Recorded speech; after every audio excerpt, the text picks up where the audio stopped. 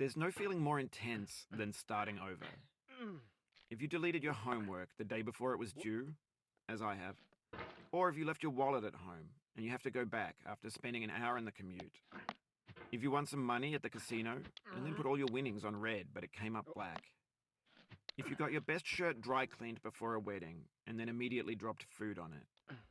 If you won an argument with a friend and then later discovered that they just returned to their original view.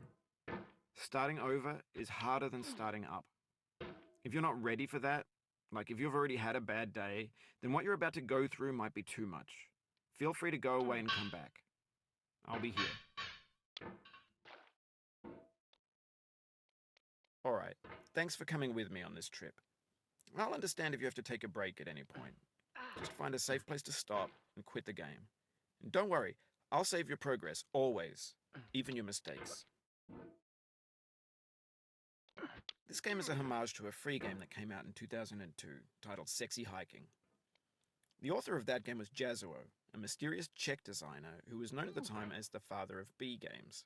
And B games are rough assemblages of found objects.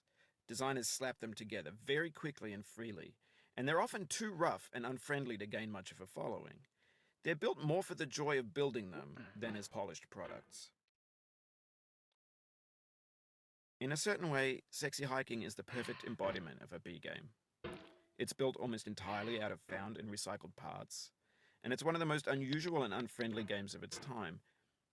In it, your task is simply to drag yourself up a mountain with a hammer. And that act of climbing, in the digital world or in real life, has certain essential properties that give the game its flavor.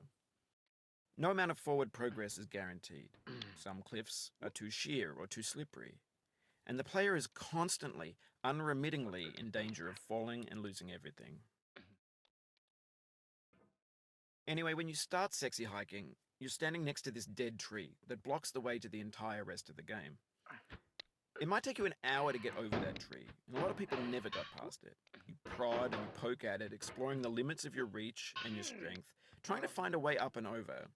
And there's a sense of truth in that lack of compromise.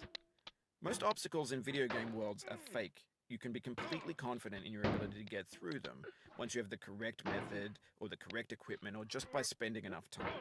In that sense, every pixelated obstacle in Sexy Hiking is real. The obstacles in Sexy Hiking are unyielding, and that makes the game uniquely frustrating. But I'm not sure Jazzuo intended to make a frustrating game. The frustration is just essential to the act of climbing, and it's authentic to the process of building a game about climbing. A funny thing happened to me as I was building this mountain. I'd have an idea for a new obstacle, and I'd build it, test it, and it would usually turn out to be unreasonably hard. But I couldn't bring myself to make it easier. It already felt like my inability to get past the new obstacle was my fault as a player rather than as a builder. Imaginary mountains build themselves from our efforts to climb them, and it's our repeated attempts to reach the summit that turns those mountains into something real. When you're building a video game world, you're building with ideas, and that can be like working with quickset cement. You mold your ideas into a certain shape that can be played with, and in the process of playing with them, they begin to harden and set until they're immutable, like rock. And at that point, you can't change the world. Not without breaking it into pieces and starting fresh with new ideas. For years now, people have been predicting that games would soon be made out of prefabricated objects, bought in a store and assembled into a world. And for the most part, that hasn't happened, because the objects in the stores are trash. I don't mean they look bad or that they're badly made, although a lot of them are. I mean they're trash in the way that food becomes trash as soon as you put it in the sink.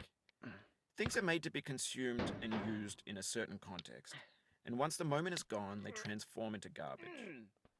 In the context of technology, those moments pass by in seconds. Over time, we've poured more and more refuse into this vast digital landfill that we call the internet. It now vastly